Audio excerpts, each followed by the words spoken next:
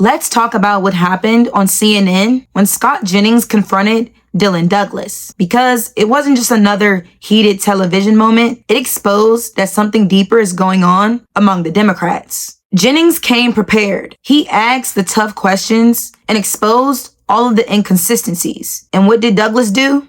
He flinched. Even though this is just only a 25-year-old kid speaking on major political topics, this kid represents what a lot of other Americans believe. And debates like these are what will finally reveal the truth. And in this video, I'm going to break it all down. Welcome back. And if you're new, this will be a good one. So make sure you like, comment, and consider subscribing for daily news updates. It means the world to me. And don't forget to share. Scott Jennings didn't just win the argument. He just exposed a pattern. The left can't defend their own record anymore. Obamacare, not affordable. SNAP benefits, blocked by their own votes. The economy, a mess of their own making. And when the truth hits them square in the face, they do what they always do. Deflect, blame Republicans, and hide behind slogans that mean absolutely nothing. But America is catching on. People are tired of the spin. They are tired of being told that everything is fine when groceries cost more, health insurance costs more, and life itself is unaffordable. Jennings spoke up for every taxpayer who is tired of the hypocrisy and every voter who wants accountability back in politics. Let's start with this clip of Scott completely embarrassing Dylan in this heated discussion. Watch this. Put on the American people that Democrats were the one that were hurting people, making this plight. Who was casting the votes against opening the government? Democrats or Republicans? Who was casting the votes? Scott, who was wanting to cut SNAP benefits? Nobody. And who was playing up SNAP benefits after two courts ruled that it was unallowed? Republicans voted to fund SNAP 15 times. Democrats voted to defund it 15 times. And we had to get 8 to join us. You talk about the Affordable Health Care Act. Okay. It's terrible. Landmark legislation is not perfect. We understand that Democrats, Republicans, independents, an understatement. 70% of Americans, not Democrats, not just independents, 70% of Americans believe that they should increase those subsidies past the deadmark of December, the COVID era subsidy benefits.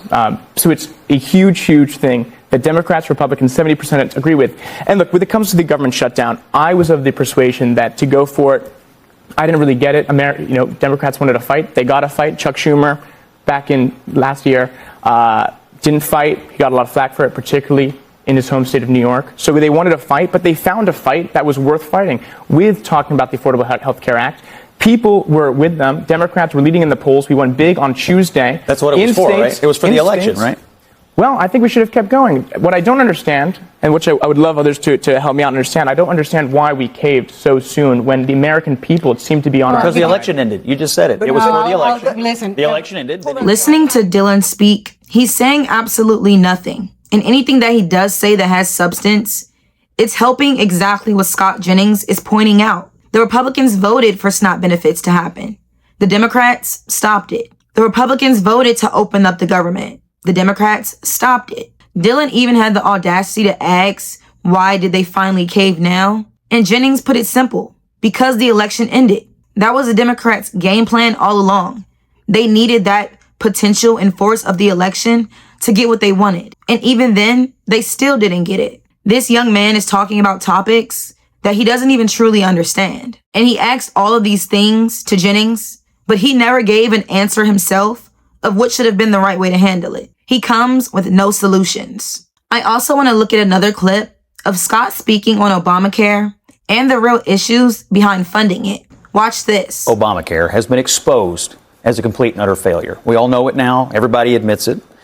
The other thing that came out is that Democrats are willing to make people suffer. And you heard Democrat after Democrat today say, well, we just couldn't prolong the suffering. So they admit that their political tactics were designed to inflict suffering on the American people. We also learned about cynical politics in this. But the overall issue of health care is going to have to be dealt with because the system has failed. Everyone, I think it's bipartisan now, admits it. But I'm not sure that having Mike Johnson commit to giving billions of dollars to insurance companies for insurance that's not getting any better, it feels like it's getting worse to the American people, is going to make a difference. I could see Democrats and Republicans coming together to discuss that, like if we're going to spend this amount of money, Should we be just giving it to insurance companies, or should we be doing something else with it that would actually have a chance of making it feel like you could get seen by a doctor and get a better health outcome? But what we're doing now, writing checks to health insurance companies, is not getting us any better outcomes. Jennings said something that I also believe is happening. The Democrats are okay with people still suffering. They are doing whatever they have to for their own political agenda. If they know the healthcare system is so bad, why do you just want to throw money at insurance companies that come with no blueprint, no outline, nothing? You don't know what they're going to use that money for. You want to know what they'll use it for? Their own personal pockets. Instead, come together with both parties, Democrats and Republicans, and say, hey, if I'm going to give you this money, I'm going to show you exactly what it needs to go to. And maybe it needs to go to something different that actually will feel like healthcare is getting better, not just funding them and never seeing the outcome. Like he said, it's possible that it could just get worse. He makes some great points there, and everyone lets him speak because they know it's the truth. No interruptions when you hear common sense. Watch this other clip of Scott shutting down Ana Navarro when she was speaking about Obamacare. Take a look at this.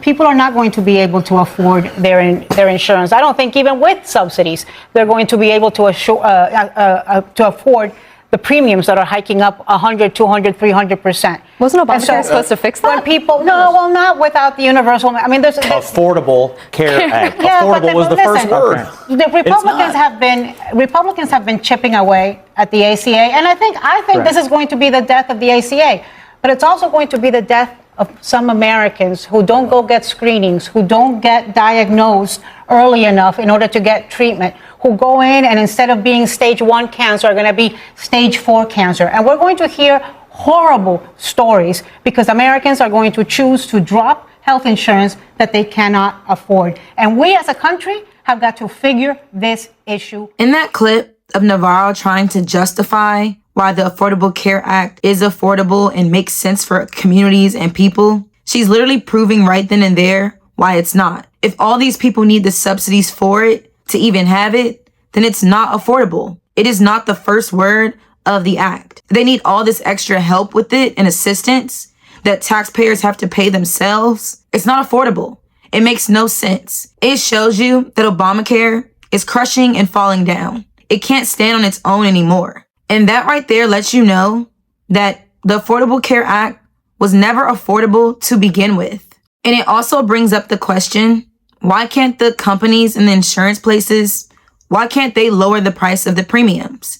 Why are the consumers getting all of the flack from everything? Why isn't it going to the companies? They should be the ones who are dealing with stuff like that. Why is everything still so expensive? Lastly, I want to look at Jennings call out another CNN reporter in another heated exchange. Watch this. I believe as a member of Congress, a judge can compel the executive to spend money that you haven't appropriated? Yes, I do. Oh. Yes, I do. Really? Yeah. I thought we didn't want kings. Nobody Maybe we need king for a day. What do we need? I mean, that is literally a king spending money that is not The judge appropriated. is not a king. No, you're turning the president into one if he can spend without appropriation. Well, now, Look, you guys have been railing against Trump being authoritarian, having too much power, too much executive power. And at the same time, Democrats have been arguing that he should go out and spend money that has not been appropriated The money was appropriated. by Congress. It's $3 billion. Shows a huge flaw in tariff policy. Would Congress have to approve that? Would Congress have to appropriate that? absolutely, it would seem to me. Where's he going to get the money from? Well, we've taken in billions of tariff revenue. Well, Right, but doesn't Congress hold the purse? So I guess the Can't question. trust Congress He with the just purse. told me in the last segment that a judge could tell the executive to spend money that hasn't been appropriated. No, But it has been appropriated. You keep It was saying appropriated. That's that. not what I said. That's not what he said, Scott. I asked him That directly. money- Jennings asked a straightforward question and he got an answer. But now they're saying that's not what he meant. Yes, it is. He answered the question plainly. The reporter said, yes, you can spend the money however you want and it doesn't need to be appropriated. When we all know, no, it can't. We can't do things like that. The president can't have the power to just do that with a judge's opinion. No. And all, it shows you that the Democrats truly have no idea what to do. They are lost. They don't know what path to take. They'll say something and take it back and say it again in a different way and then do the same thing and take it back. They're literally playing a game with themselves and America. They have no clue how to fix this. And they're mad that President Trump and his administration, along with the Republicans, might actually know what to do. So thank you for watching, and I'll see you next time on KW Lawholic.